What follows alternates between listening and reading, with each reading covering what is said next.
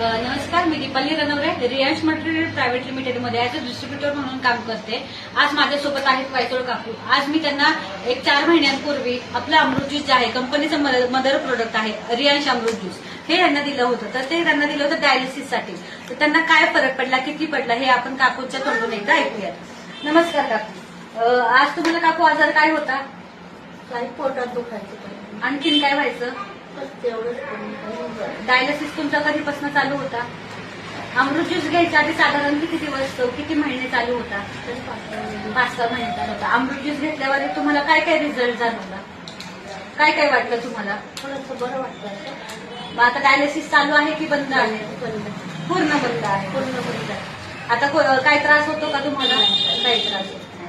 तर बघा मित्रांनो, आज आपल्या अमृत ज्यूस म्हणजे काकूंचं जे डायलिसिस चालू होतं, आठवड्यातनं 3 वेळा चालू होतं, ते पूर्णपणे बंद झालेलं आहे. का तर फक्त आपलं अमृत